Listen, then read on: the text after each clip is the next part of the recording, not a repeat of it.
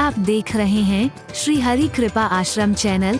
संस्थापक स्वामी श्री हरि चैतन्य पुरी जी महाराज।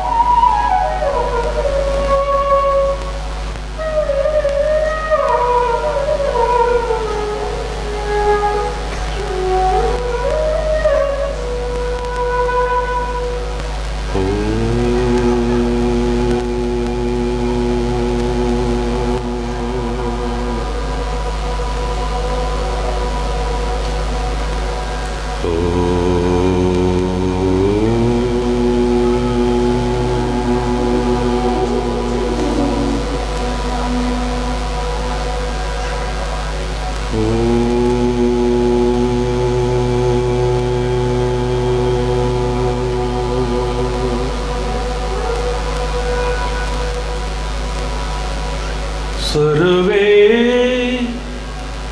भवन्तु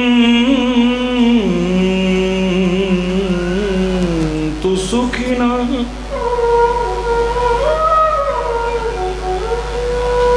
सर्वे सन्तु निरामयाः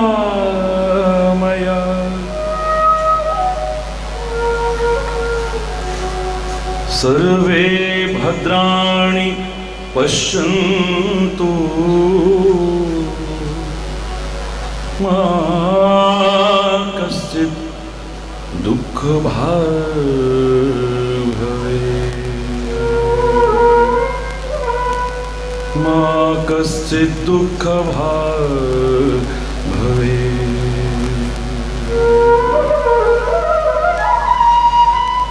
ॐ शान्ति शान्ति शान्ति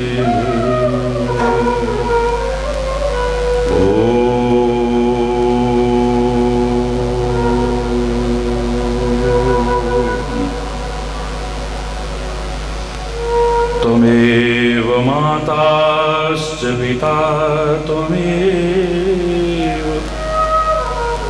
त्वमेव बन्धुश्च सखा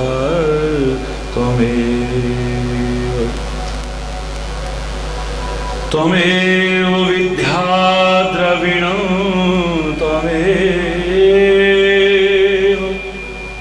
त्वमेव सर्वं मम देव त्वमेव सर्वं मम देव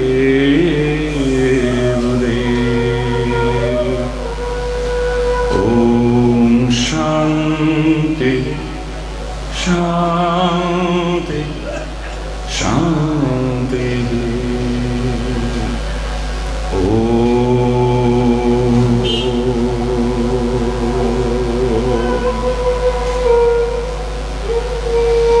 ध्यानमूलं गुरुर्मूर्ति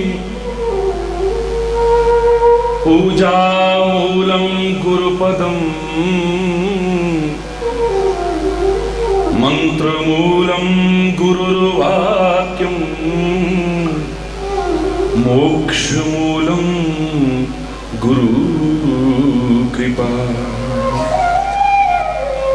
ॐ शान्ति शान्ति शान्ति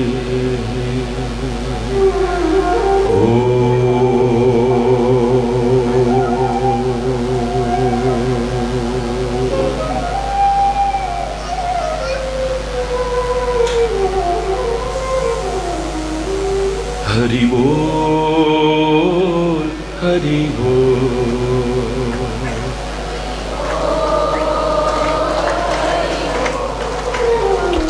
हरि बोल हरि बोल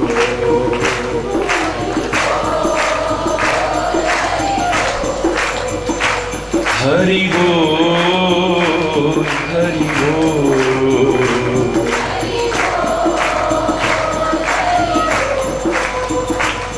हरि बोल हरि बोल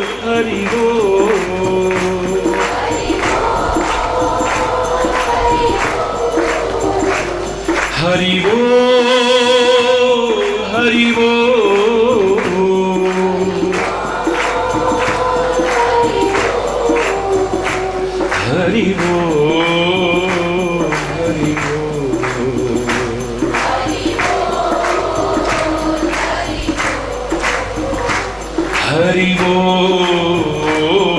हरि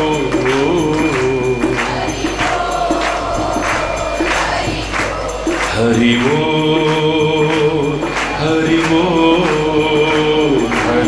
हरि बोल हरि बोल हरि बोल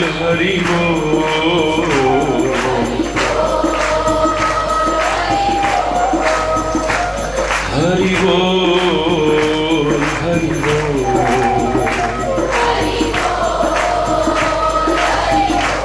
हरि बोल हरि बोल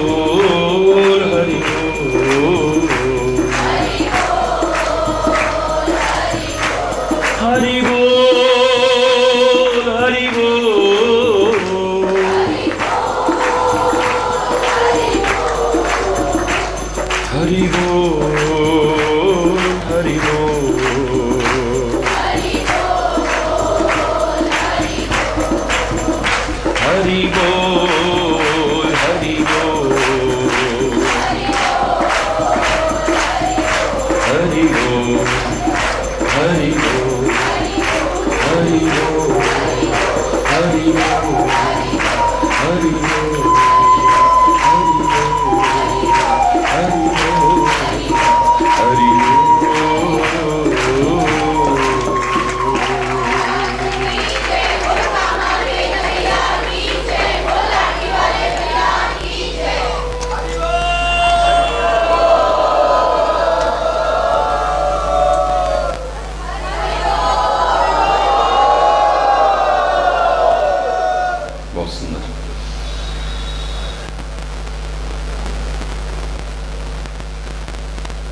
उस परमपिता परमात्मा की असीम अनुकंपा से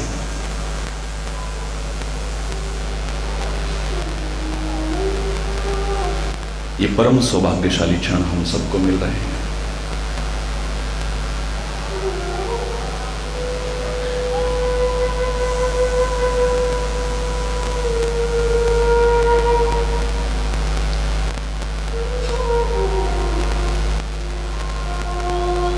कृपा तो उसकी हुई है, तभी हम यहां हैं, वरना पता नहीं कहां होते। ये कृपा निरंतर बनी रहे, बस इसके लिए उसी से प्रार्थना करें।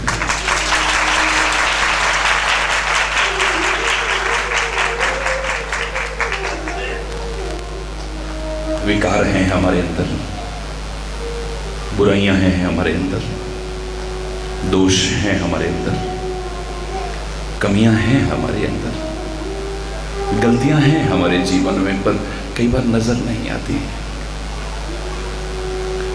दूसरों की नजर आ जाती है लेकिन अपनी नहीं आती। इस सब की इसलिए आवश्यकता है कि हम शांत निष्पक्ष होकर के अंतरात्मा से कभी विचार करें तो अपने जीवन की वास्तविकता से स्वयं को अवगत करा सके हम, और हमें एहसास हो उनका जो अभी तक नहीं था।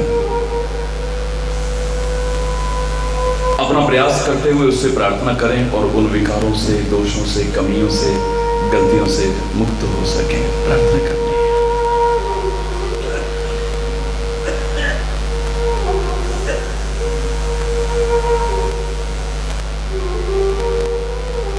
हमारे महापुरुषों ने, हमारे शास्त्रों ने, हमारे ग्रंथों ने जीवन के रहते चारों फलों की प्राप्ति के लिए आपको आज्ञा की है। अर्थ, धर्म, काम और मोक्ष। कुछ भी बुरा नहीं है, कुछ भी बुरा नहीं है, बस धर्म के अंकुश में अगर हो तो न काम बुरा, न अर्थ बुरा, न मोक्ष बुरा, पर धर्म के अंकुश में होना चाहिए। नियंत्रण धर्म का होना चाहिए, साथ धर्म का होना चाहिए। हमारा जीवन मात्र धर्म के अनुष्ठानों तक सीमित न रहे। महत्वपूर्ण है ये सब, पूजा पाठ, यज्ञ, जप, तप, तीर्थ यात्रा, सबका महत्व है। मैं नकार नहीं रहा, लेकिन ये सारे के सारे धर्म के अनुष्ठान हैं। और मैं हमेशा कहा करता हूं कि धर्म मात्र अनुष्ठान का नहीं, आचरण का विषय है। हमारे जीवन का अभिन्न अंग बना है या नहीं धर्म?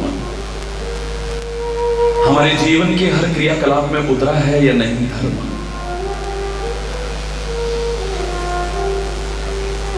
इस पर अंतरात्मा से विचार करते रहना है। अगर ये हमारे जीवन का अभिन्न अंग बन जाए, हमारे हर क्रियाकलाप में उतर जाए, तो मैं दावे से कह रहा हूं समाज में जो दोष, कमियां, विकृतियां, बुराइयां नजर आ रही हैं, हमारे जीवन में प्रवेश नहीं कर पाएंगे।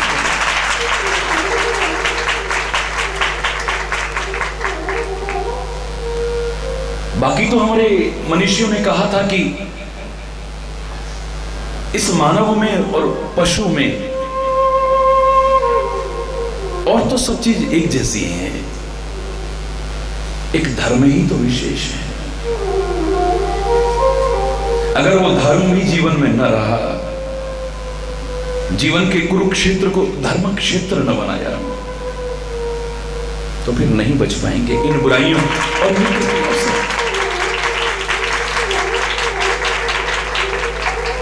यद्यपि मैं कहा करता हूं, विचार कीजिए, मैं उन मनुष्यों की बात को नकारने की हिम्मत नहीं कर सकता। मैं तो अपने भारतीय संस्कृति के उसी संदेश का एक परमात्मा की कृपा से संवाहक बनने की कोशिश कर रहा हूं। लेकिन गहराई से जब विचार करते हैं तो पता चलता है उन्होंने तो हमें पशुओं के समान कहा था, लेकिन मुझे लगता है पशुओं से बदतर है अगर धर्म का संग न हुआ तो। यही तो कहा था ना, आहार निद्रा भय मैथुन च। ये सब मानव में और पशु में समान है, लेकिन मुझे समान नजर नहीं आए। आहार पशु और मानव का कहां समान है? पशु प्रकृति के द्वारा नियत भोजन ग्रहण करता है। किसी ने बताया नहीं, लेकिन उसे जानकारी है कि उसके लिए प्रकृति ने मांसाहार बनाया है या शाकाहार बनाया है। वो किसी और चीज में मुंह मारने की कोशिश नहीं करता है। हालांकि मैंने पहचान बताई थी अंत में निष्कर्ष रूप में कि जो लपलपा के पानी पीते हैं वो मांसाहारी होते हैं, जो घूंट घूंट के गट गट करके पानी पीते हैं वो शाकाहारी होते हैं। अपवाद छोड़ करके हर पशु हर पक्षी में आपको यही नजर आएगा।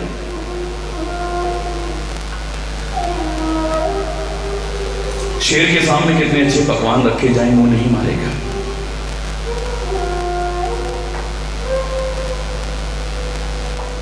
गाय के सामने मांस रखा जाए वो नहीं मारेगी। पशु प्रकृति के द्वारा नियत भोजन को ग्रहण करते हैं। एक मानव है जो हर चीज में मुंह मारने की कोशिश करता है। प्रकृति ने इसे शाकाहारी बनाया था, गट गट करके पानी पीता था, घूंट घूंट करके पानी पीता है, फिर भी मांस खाता, हर चीज को खाने की कोशिश करता है। आप सीधा सीधा अर्थ लगाएं तो कह दीजिए कि आहार निद्रा भय मैथुन च कि बराबर है मानव और पशु में। मुझे नजर नहीं आते, मुझे नजर नहीं आते हैं। आहार को देखें तो निद्रा, हमें तो पशुओं से सीखने को कहा जाता है कि नींद अगर सीखनी है तो पशुओं से सीखो। जिसने शिक्षा लेनी थी, विद्या अर्जित करनी थी, उस शिक्षार्थी को, उस विद्यार्थी को किसी मानव से सीखने को नहीं कहा है। 5 लक्षण बताए हैं, लेकिन 5 में से कौन सा अपने आप को सृष्टि का सर्वोत्कृष्ट कृति समझने वाले है मानव, तुझसे सीखने को कहा है। काकचेष्टा बको ध्यानम स्वान निद्रा तथैव च। 5 लक्षण बताए, पांचों। कौवे जैसी तुम्हारी चेष्टा होनी चाहिए, बगुले जैसा तुम्हारा ध्यान होना चाहिए, और नींद तुम्हारी कुत्ते की जैसी होनी चाहिए जो जरा सी आहट पर चौंक करके उठो। लेकिन तुम्हारी पशुओं जैसी नींद भी कहां है, समान कहां है। या तो तुम्हें नींद आती ही नहीं है गोलियां खा खा करके भी, और या आती है तो इतनी आती है कि तुम स्वयं उससे परेशान हो जाते हो, प्रमादी बन जाते हो, आलसी बन जाते हो। कहां है समान? बोलो। मुझे तो नहीं लगता। क्षमा चाहते हुए मैं लकीर का फकीर बन करके खाली उतनी सी बात नहीं, मुझसे नहीं होती। गहराई से विचार करिए कभी। आहार निद्रा भय, भय पशुओं में भी है और भय मानव में भी है। डरता है ये, पता नहीं कितनी तरह के भय इसके अंदर व्याप्त है। किसी को बीमारी का भय है, किसी को मरने का भय है, किसी को दुर्घटना का भय है, किसी को औलाद के बिगड़ने का भय है, किसी को अपने प्रिय के वियोग का भय है, किसी को अपनी बेइज्जती होने का भय है। किसी को परीक्षा में फेल होने का भय है, किसी को जीवन में अंधविश्वास और रूढ़िवादिताओं के कारण अनेक तरह के डर हैं। किसी ने कुछ कर तो नहीं दिया, किसी ने कुछ खिला तो नहीं दिया, डरा रहता है, डरा रहता है। सामान्य शारीरिक विकृति को, रोग को भी पता नहीं कहां जोड़ करके देखने की कोशिश करता है, जिसके कारण और भी रोग बढ़ने की स्थिति में आ जाता है। किसी को धन के नष्ट होने का भय है, किसी को व्यापार के फेल होने का भय है, किसी को कार्यक्रम हो रहा है तो बीच में विघ्न ना आ जाए कहीं। मेरे बच्चों को तो सवाल ही नहीं है, तो सब कह रहे थे कलश यात्रा भी बड़ी अच्छी निकलेगी और शाम को प्रवचन के टाइम भी गजब मौसम होगा। क्या भव्य और दिव्य विशाल कलश यात्रा आप सबने निकाली यहां पर।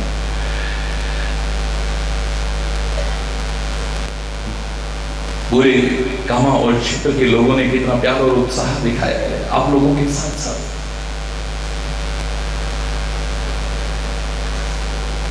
वो कार्यक्रम संपूर्ण हुआ तो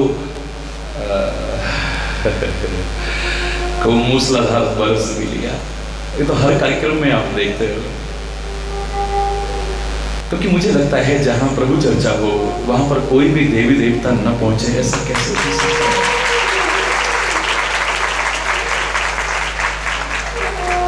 घनश्याम भी आ जा रहे थे, इंद्र भी अपना खेल कर गया, लेकिन विघ्न नहीं डाला। सूर्य भी रह करके दर्शन दे रहा था, वायु देवता भी शीतल मंद, बड़ी प्यारी बयार चला रहा था। लेकिन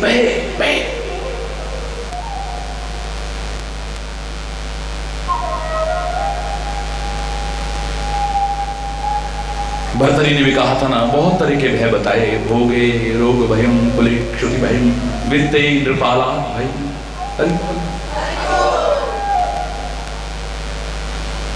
भयग्रस्त है,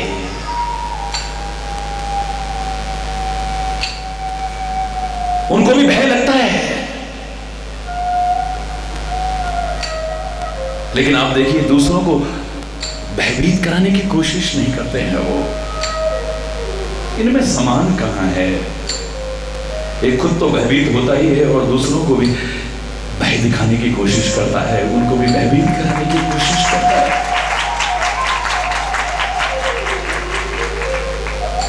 तुम अपनी गलतियों के कारण उनसे भयभीत होते हो, वरना वो भयभीत नहीं करते हैं तुम्हें,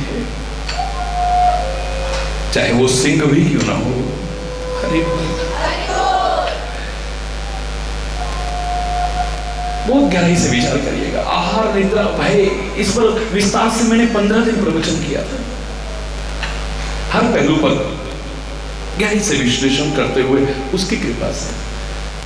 आहार निद्रा भय मैथुन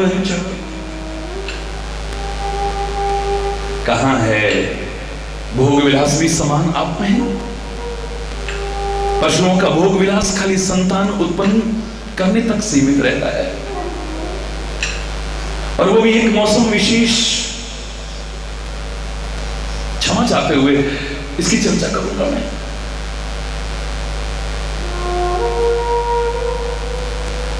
अपवाद स्वरूप कुछ पशुओं को छोड़ करके जो बहुत मोही होते हैं, बहुत कामी होते हैं, बंदर इत्यादि, मैं उनकी चर्चा नहीं कर रहा हूं।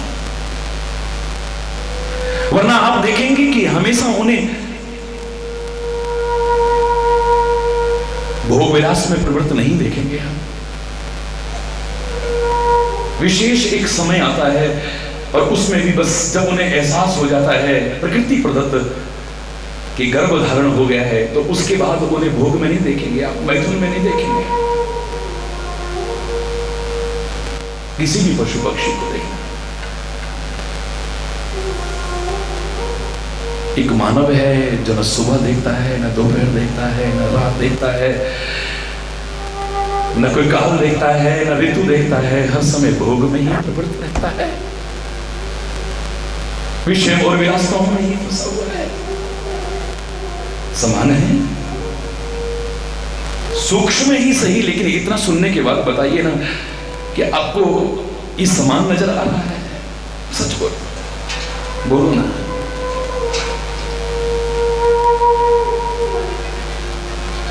चलो हम इस बात को भी मान लें तो वहां कहा था कि धर्म ही एक विशेष है।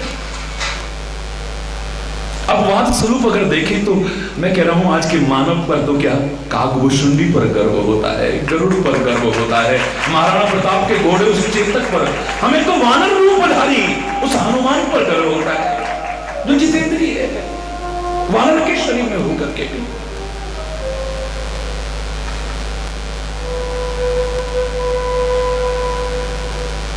उन ऋषि इत्यादि पर भी, जामवंत इत्यादि पर गर्व महसूस होता है।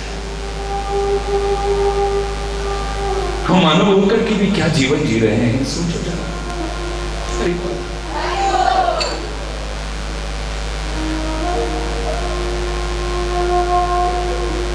आज 25 दिन हो गए हैं इन विकारों और विकृतियों के संबंध में चर्चा करते हुए। कल हमने ईश्वर की कृपा से समय अभाव के कारण थोड़ा सा हर पहलू पर घूमने के बाद उसे पूर्णता की ओर लाने की कोशिश की है।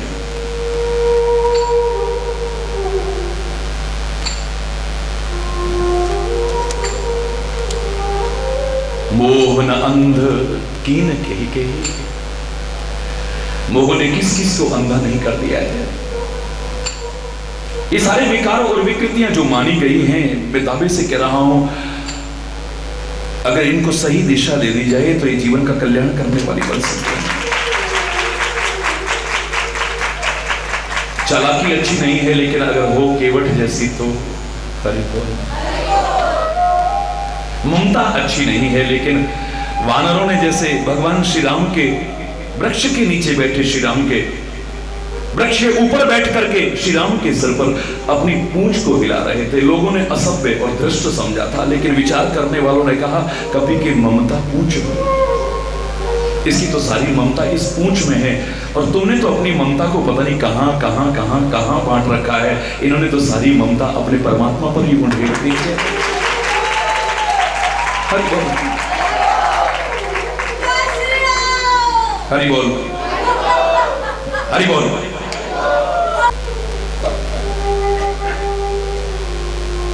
एक एक शब्द हमारे जीवन को संवारने के लिए अपने आप में पर्याप्त है।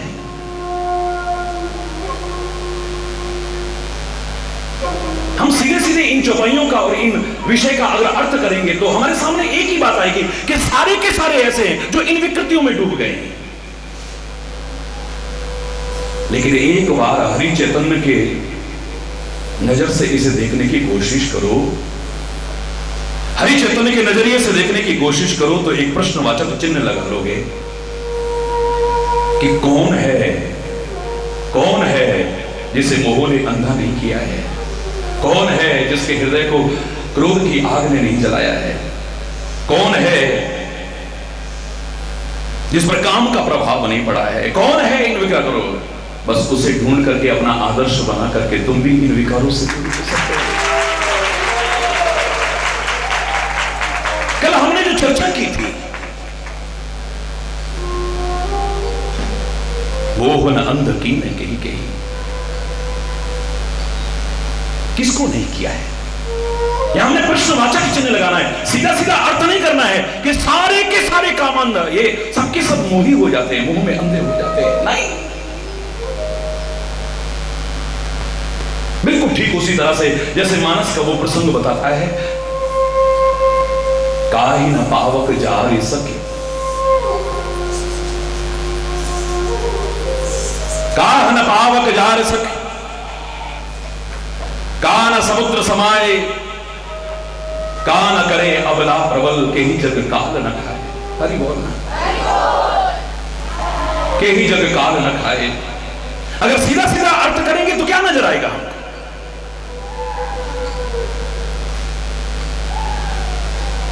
काहे न पावक जार सक, ये अग्नि किसको नहीं जला देते, क्या नहीं जला सकती है? लेकिन जिस रामचरितमानस में आप इसे पढ़ते हो वहीं पर ढूंढो ना, ये हनुमान को जला पाई? सारी लंका को जाए, विभीषण की कुटिया को जला पाई, प्रहलाद को जला पाई? सवाल ही नहीं।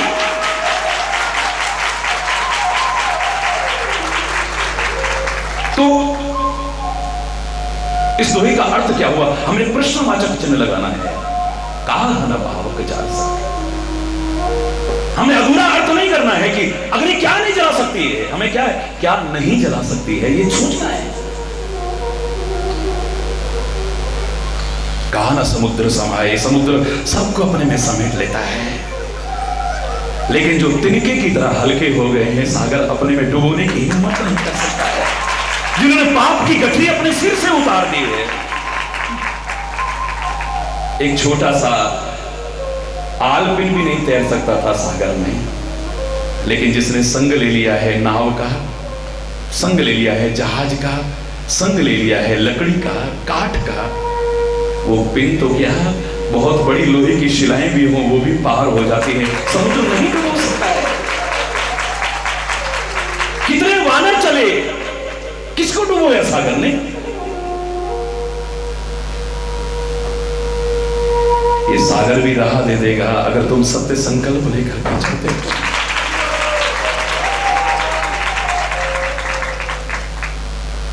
कहा न करे अबला प्रबल के ही जग काल न खाए। काल किसको नहीं खा जाता है? काल का ग्रास कौन नहीं बना है दुनिया में? आया है सो जाएगा। लेकिन जिस मानस में लिखा है उसी में उदाहरण ढूंढिए ना जरा। कालभूषुंडी कहता है 27 कल्प मुझे हो गए, तुम्हारी मृत्यु क्यों नहीं हो रही है? ज्ञान प्रभाव की जोग बल, ये ज्ञान का प्रभाव है, ये योग का बल है। बताओ ना कालभूषुंडी। वो कहता मेरे हाथ में है, तजऊ न तन निज इच्छा मरना, तन बिन वेद भजन नहीं पढ़ना। मेरे हाथ में इच्छा मृत्यु का वरदान है मुझे। लेकिन जो महाकाल का हो गया है, काल उसका किंचित बाल नहीं कर सकता है। इसी रामचरितमानस में कितने उदाहरण हैं जिन पर काल का प्रभाव नहीं पड़ा है।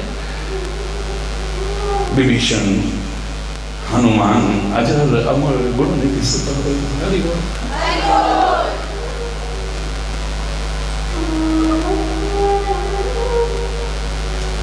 कागभूषुंडी, कितने कितने कितने कितने उदाहरण मिल जाएंगे इसी रामचरितमानस में।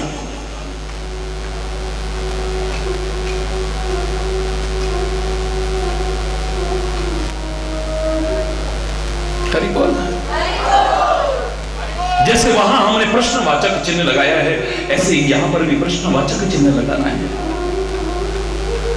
कौन है जिसे मोह नहीं अंधा कर सकता है?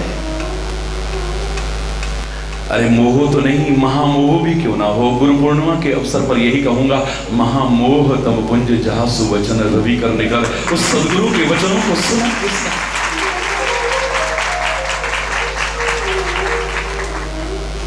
जीवन में अपनाया है जिसने।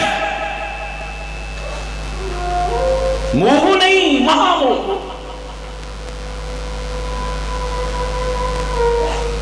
अज्ञान विविधांधस्य ज्ञानांजन शलाकया चक्षुरुन्मीलितं तस्मै श्री गुरुवे नमः।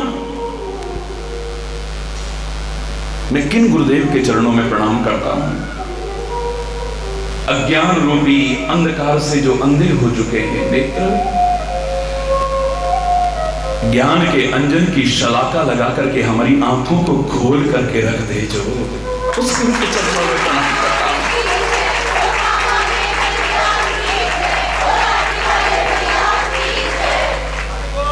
उन गुरुदेव के चरणों में प्रणाम करता हूं, नमन करता हूं। बंदो गुरुपद गंज कृपा सिंधु नर रूप हरि, महामोह तम कुंच जासु वचन रवि कर निखर। मोह नहीं, महामोह को भी, महामोह रूपी अंधकार को भी दूर करने के लिए जिसके वचन सूर्य की किरणों के समान है, वो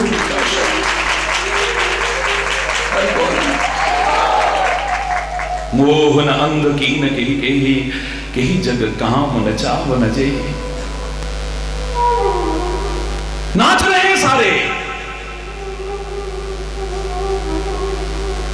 पता नहीं काहे काहे में नाच रहे, लेकिन जो आत्मा महात्मा या परमात्मा के इशारे पर नाचने लग गया है उसे कोई और विकार नहीं नचा सकता है। जहां राम है वहां काम प्रवेश नहीं करेगा। जहां राम तहां काम नहीं, जहां काम नहीं। आज उत्तर खोजते चले जाना है हमें। तृष्णा कहीं न कीन बौराहा, इस तृष्णा ने किसको पागल नहीं बना रखा है।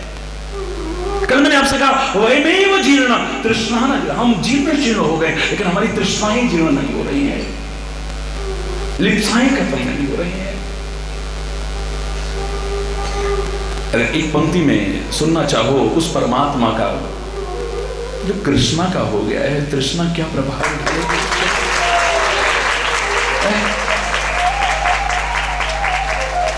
जहां चाह बस एक ही रह जाती है, मन में है बस यही, बस चाह यही। नित नाम तुम्हारा उचारा करूं, भर के दृग पात्र में प्रेम का जल, पद पंकज नाथ पखारा करूं।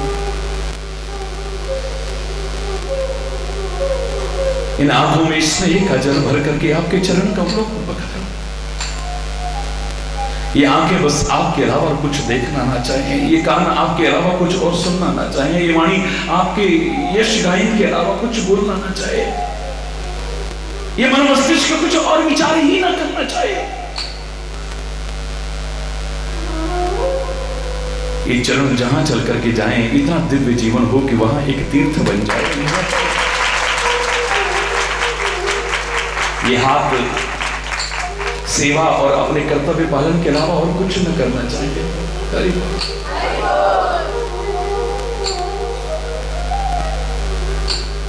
ये धर्म इन पर नियंत्रण करने के लिए तो है।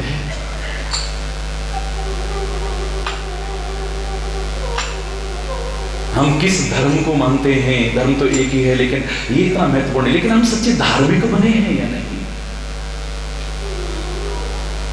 हमारी बोली, हमारा देखना, हमारा सुनना, हमारा भोजन, हमारा चलना, हमारा बैठना, हमारा सोचना सही दिशा की ओर हुआ है या नहीं हुआ है। जो वांछित परिवर्तन इनमें आना चाहिए था वो आया है या नहीं आया है। अगर नहीं आया तो चाहे कितने भी हम नाटक करते रहे, हम धार्मिक कहलाने के अधिकारी नहीं हो सकते। धर्म विज्ञान सम्मत है, कोई ढोंग पाखंड नहीं, अंधविश्वास नहीं, रूढ़िवादिता नहीं।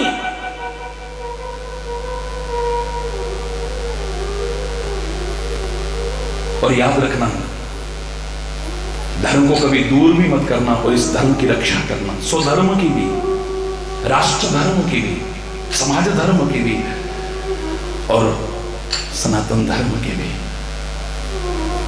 अगर तुम रक्षा करोगे ना इस धर्म की, तो धर्मो रक्षति रक्षिता। तुम धर्म की रक्षा करोगे तो ये धर्म तुम्हारी रक्षा करेगा।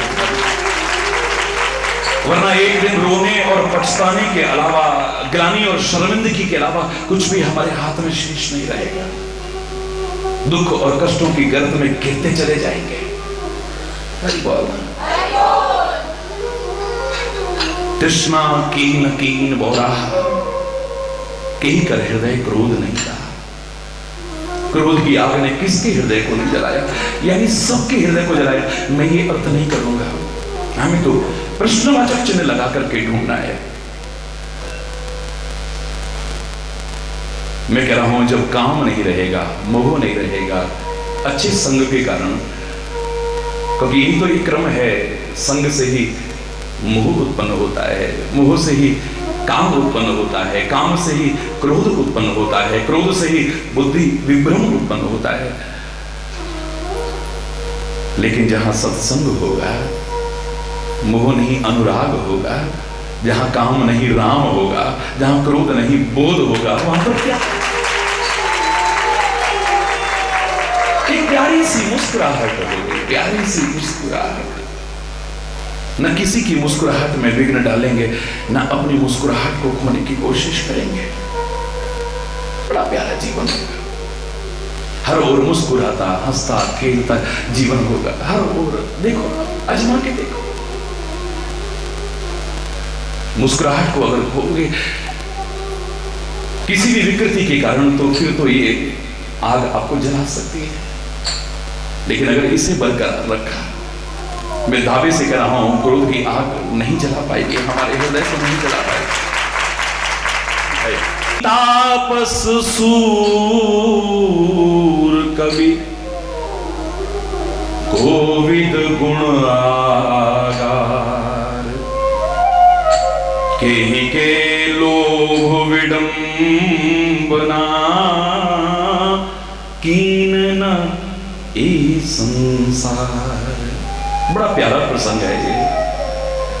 सारी दुनिया इतनी साधना करती है, इतने जप तप करती है, इतने साधना करती है, फिर इन विकृतियों से नहीं छूट पाती है, लाख कोशिश करके भी।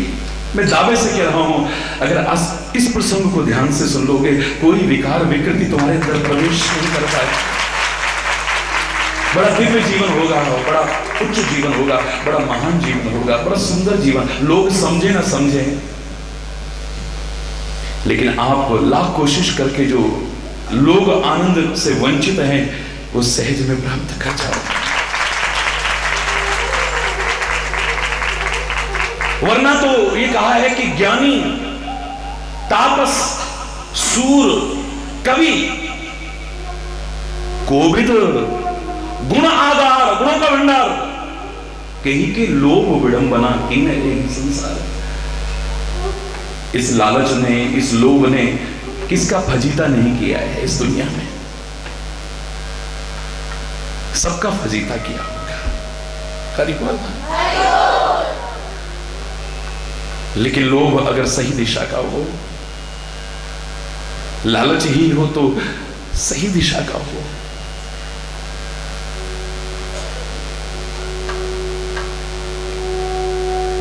मन डर लोचन लालची। भगवान शंकर ने श्री राम को देखा ना, जाते हुए वन में हासीते करते हुए नमन किया। मन में डर है कि अगर मैंने सामने जाकर के प्रणाम किया तो प्रभु की लीलाओं में विघ्न पैदा होगा। लोग जान जाएंगे कि जब महादेव इनको प्रणाम कर रहा है, ये कोई सामान्य राजकुमार नहीं है, ये तो साक्षात परमात्मा का ही स्वरूप।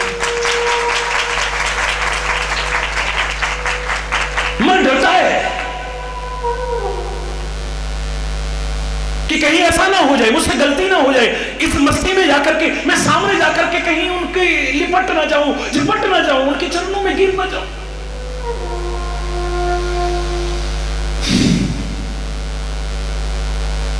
लेकिन क्या करे, शंकर के लिए कहा है, शंकर के लिए मन डर लोचन लालची। पर क्या करे, ये आंखें इतनी लालची हैं कि राम को देखे बिना रह ही नहीं पाते। जितना देखते हैं और तृप्त नहीं होती, अघाती नहीं है।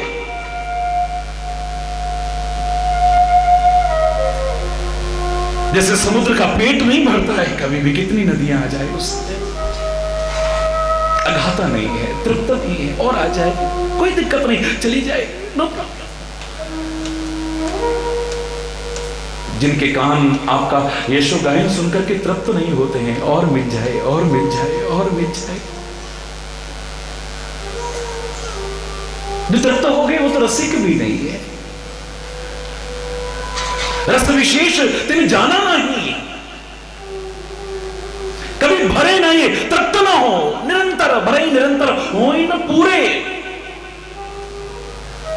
कानों का भी लालच खत्म ना हो, ये आंखें जितना देखें और देखने को मन करे, संत को देखने का मन करे, गुरु को देखने का मन करे, परमात्मा को देखने का मन करे। मन तृप्त ना हो कभी, अघाए न कर। आंखें खुली हो तब भी, आंखें बंद हो तब भी, क्योंकि आवश्यक नहीं है कि इन आंखों को खोल करके ही उसे देखा जाए।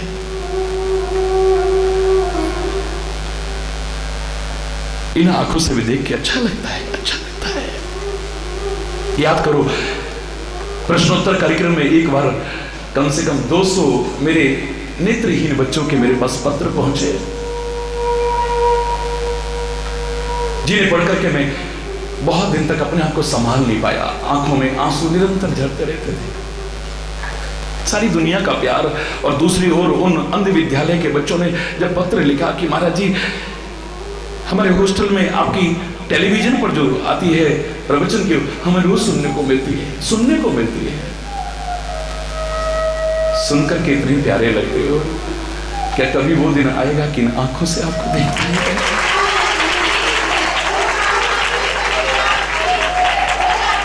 महीनों रोक नहीं पाया। याद करिए, तो मैंने लोगों का आह्वान किया था, सारे विश्व के लोगों का आह्वान किया था, भगवान आपको लंबा जीवन दे, सुखी जीवन दे, लेकिन एक दिन तो ये शरीर खत्म होगा। जब खत्म हो, इसलिए तो राख की ढेरी बन जाना है। कम से कम नेत्रदान का संकल्प अगर ले लो तो पता नहीं कितनी आंखों को और उजाला मिल जाए,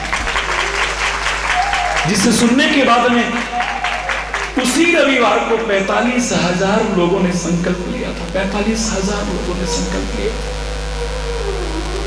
और जब उन्हें पता लगा कि महाराज जी तो जब कॉलेज में पढ़ते थे तभी नेत्रदान कर चुके हैं। अरे वाह, तब तो नहीं होते, मन करता है। कानन दूसरो नाम सुनो नहीं,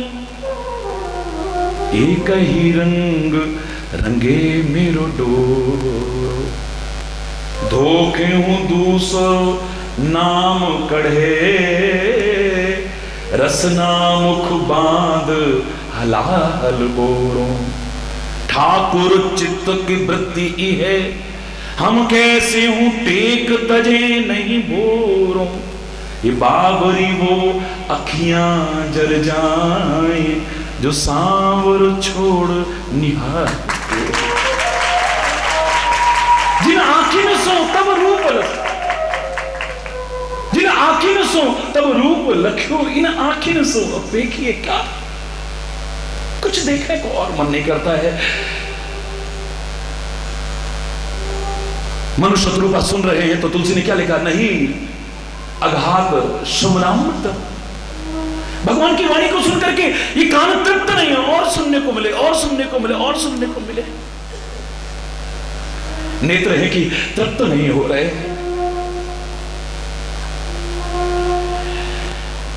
क्या आनंद आ रहा है तुम्हें देख करके? कोई पूछे तो बोले क्या बताएं तुम्हें। देखने वाली आंखें हैं, उनके पास जवान नहीं है, और जवान कह सकती है तो उसके पास आंखें नहीं है। क्या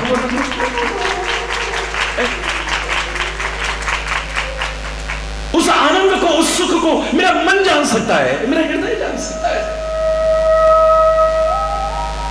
how can I express, how can I explain, how can I, कैसे वर्णन करूं? बताओ ना मुझे। कान वाणी सुन करके आनंद कर ले रहे हैं, इन कानों के पास जवान नहीं है। ये कैसे बताएं हमको क्या लग रहा है? ये आंखें का रूप देख करके आनंद मग्न है, ये कैसे बताएं कि इनको क्या मिल रहा है? इसके पास जवान नहीं है। और जो जवान बेचारी वर्णन कर सकती है, ना उसके पास आंख है न कान है, कैसे वर्णन करेंगे? दुनियादारी में भी लालच देखो तो पशुओं का देखिए आप, जिसे हम शेर कहते हैं। कोई ये नहीं कि इकट्ठा करे। कौवे को चांडाल पक्षी क्यों कहते हैं? उसके अंदर लोभ की भावना है। यहां भी इकट्ठा कर लिया, वहां भी इकट्ठा कर लिया, वहां भी इकट्ठा। मैंने अपनी आंखों से देखा है। कभी देखना कौवा जब कितनी भी उसको खाने को मिल जाए ना, खाएगा नहीं, मुंह में डालेगा, फिर ले जाकर के वहां दुबकाएगा, उधर कंकड़ों के बीच दुबकाएगा, बाकायदा ढकता है उसे। भारत पदयात्रा के दौरान ये दृश्य मैंने देखा एक जगह पर। कहीं कंकड़ों के बीच दुबकाता है, कहीं पत्तों के बीच दुबकाता है, और तब वो ताजा खाता ही नहीं है, उसको निकाल निकाल के पानी में भिगो भिगो के खाता रहता है। हम भी ज्यादातर बासी तो खा रहे हैं। पहले का कुछ अच्छा किया था वो आज खा रहे हैं, अब कुछ अच्छा करोगे तब मजा आएगा ना। ताजा खाओ ना, बासी खा सकते हो। हरी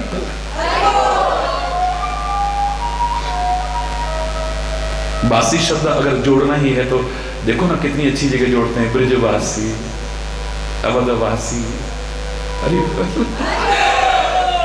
मथुरावासी। मेरे भारत में जहां जहां तीर्थ हैं, वासी तो जहां आप बसेंगे उसी के कहला सकते हैं, लेकिन उन तीर्थों पर रहने के साथ वासी शब्द को आदरपूर्वक कहते हैं। अगर शरीर से वहां न रह सको, न बस सको, तो मन रे बन जा तू ब्रजधाम, और संभाले इसके अंदर राधा के संग श्याम। बना हृदय को तू वृंदावन, बुला बैठा इसमें मन मोहन, और बिठा ले इसके अंदर ग्वाल बाल बलराम। इसी को अवध बना ले तू चाहे तो बना सकता है।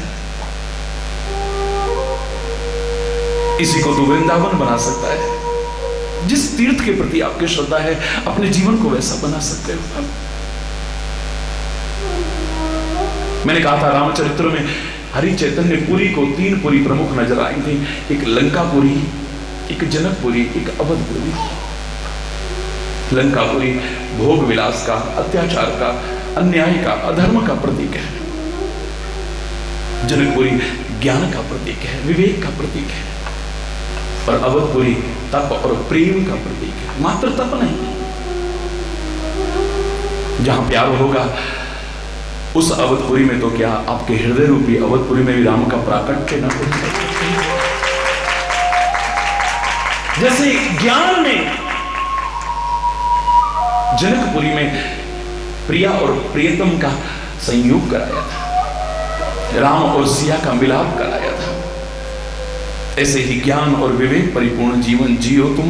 मैं दावे से कह रहा हूं, आत्मा का परमात्मा से मिलाप करना। और मैंने आपका आह्वान किया था, प्रार्थना भी की थी कि अपने जीवन को या तो अवधपुरी बनाना या जनकपुरी बनाना, कम से कम लंकापुरी इसे बनाने की कोशिश।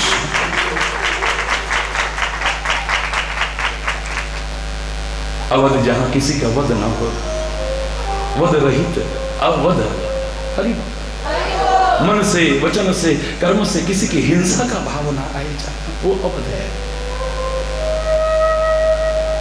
प्राकृत भाषा में भी उसे अयोध्या कहते हैं, जहां कभी युद्ध न हो। युद्ध हो तो अपने विकारों से हो, अपनी विकृतियों से है, अपने दोषों से हो। बस बैठ जाए इसकी छाती पर, विलीन कर दे उसकी छाती को, तब है मजा।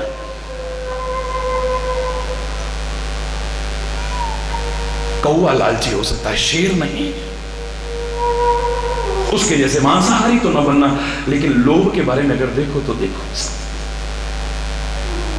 जब पेट मांगता है तब शिकार करता है। कितने कितने दिन फिर ऐसी है। हरि उसमें भी जो लिया और बाकी बन के जीव और शेष उसको खाते हैं। हरि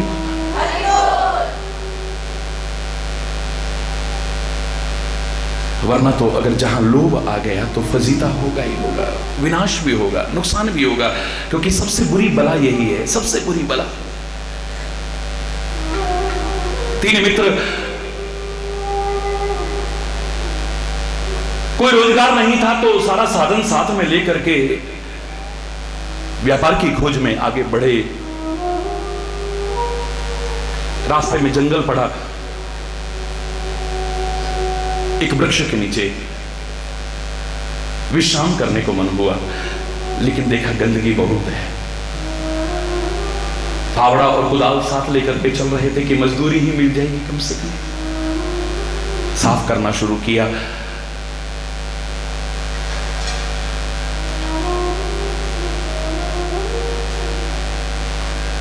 रास्ते में भयानक जंगल भी पड़ते हैं, खतरनाक इलाके पड़ते हैं। एक व्यक्ति के पास बंदूक भी थी तो उसे बंदूक भी साथ ले चला था। सफाई करने लगे तो सच मानिए, जैसे ही थोड़ा मिट्टी आकर हटी तो टन की आवाज हुई और खोदा गया तो बड़ा सारा घड़ा निकला जिसमें सोना, चांदी, हीरे, जवाहरात भरे हुए हैं। अरे अब तो कई पीढ़ियों तक हमें कुछ काम करने की आवश्यकता ही नहीं है, हो गया काम। अब तो 3 लोग थे ना, ऐसा कर तू तो बंदूक लेके यहां बैठ जा और अकेले जाने में अगर तुझे डर है, इसको साथ ले जा और जाके कुछ भोजन की व्यवस्था कर। आसपास में कोई गांव, एक सोने का सिक्का उसको दे दिया, अशरफी उसे कहते थे, वो अशरफी उसे दे दिया। जाकर के कुछ खाने पीने का सामान खरीद करके लाओ, क्योंकि इनको देख देख करके पेट तो नहीं भरेगा ना, और पूरी रात पड़ी है, सुबह ही तो वापस लौटेंगे। इसे लेकर के गया, अच्छी कीमत मिल गई थी। पुराने जमाने, सस्ते जमाने, काफी सारी मिठाइयां, काफी सारे फल, बहुत सारी चीजें खरीदी। लेकिन रास्ते में मन में भाव आया, इतना बड़ा खजाना अगर 3 लोगों में बटेगा तो बहुत कम मिलेगा यार। अगर हम दोनों को मिल जाए तो यार वो फिर क्या मान जाएगा? नहीं, ऐसा करते हैं ना, खाने में जहर मिला लेते हैं, खुद खाओ, पेट भरो और उसके खाने में जहर मिला लो। षड्यंत्र रचा गया, जहर मिला दिया। पहुंचे वहां, उसके मन में भी आ रहा था कि इन दोनों को अगर मैंने हिस्सा दिया तो मुझे तो तीसरा हिस्सा मिलेगा, अगर ये दोनों न रहे और मैं अकेला रहूं तो। पर वो तो मानेंगे नहीं, पर घबराने की क्या बात है, बंदूक है ना मेरे हाथ में। खाने पीने का सामान लेकर के आ रहे थे, जैसे ही दूर से आते देखा, ठा ठा दोनों को मार दिया। दोनों खत्म हो गए, लेकिन भूख लगी थी। ये जो खाने पीने का सामान लेके आए उसे तुरंत उठाया और खाना शुरू किया, उसमें जहर था, वो भी खत्म हो गया। तीनों के तीनों खत्म हो गए। क्या मिला है? ये किसके कारण हुआ? लालच के कारण ना। सारी जिंदगी बड़ी अच्छी बशर कर सकते थे, लेकिन लालच आ गया। तुलसी तो कह रहा फजीता, मैं कह रहा हूं खत्म भी कर दे तो कोई बड़ी बात नहीं। कहीं के लोग विडंबना कीन न यही संसार। इस लालच ने, लोगों ने किसका फजीता नहीं किया है दुनिया में। तमाशा बनाया है लोगों का।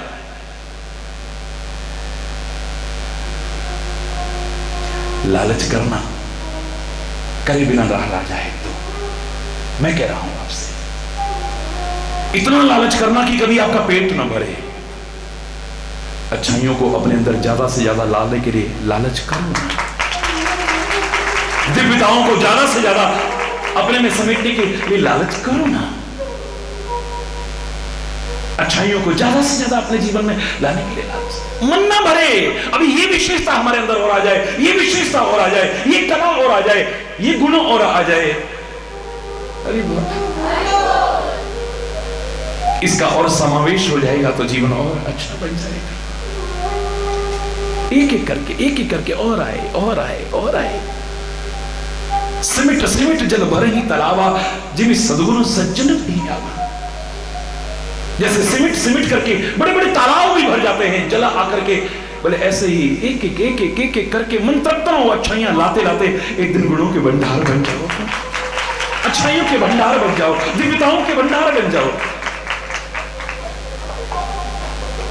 एक प्रेरक बन जाओ, एक उदाहरण बन जाओ। फिर तुम्हारा फजीता नहीं होगा, बल्कि औरों को भी फजीता होने से बचाने लायक बन जाओ।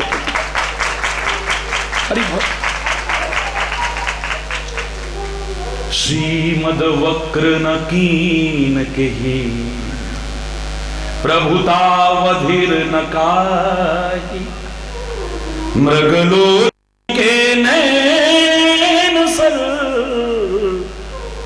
बस लाग न जाए। 3 उदाहरण है इस दोहे में बड़े सुंदर। श्रीमद वक्र न की न कही। यहां पर श्री माने श्रेष्ठ नहीं है, श्री माने लक्ष्मी है, धन है, संपत्ति है। मद बहुत बुरा है, चाहे वो श्री यानी लक्ष्मी का मद हो, चाहे ताकत का मद हो, चाहे जाति का मद हो, चाहे पाति का मद हो, चाहे ताकत का मद हो, चाहे पद का मद हो। मद तो कोई भी अच्छा नहीं है। ना वो मद अच्छा है और ना वो मद अच्छा है। नशा भी, हरि बोल, दोनों जीवन को बेकार कर देते हैं। अच्छा भला सीधा आदमी टेढ़ा बन जाता है। हरि बोल। अगर तुम टेढ़े बन चुके हो तो घबराओ मत, उनके लिए भी मैं खुला आवाहन कर रहा हूं जो बन चुके हैं। अच्छी संगति कर लो ना। टेढ़ा चंद्रमा शंकर का साथ करके वंदनीय बन सकता है, तो तुम भी अच्छा संग करके, अच्छा जीवन बना करके वंदना के पात्र क्यों नहीं बन सकते? वक्रो चंद्रः सर्वत्र वंदते, वंदे बोधमयं नित्यं गुरुं शंकर रूपिणं, यमाश्रतो हि वक्रो भी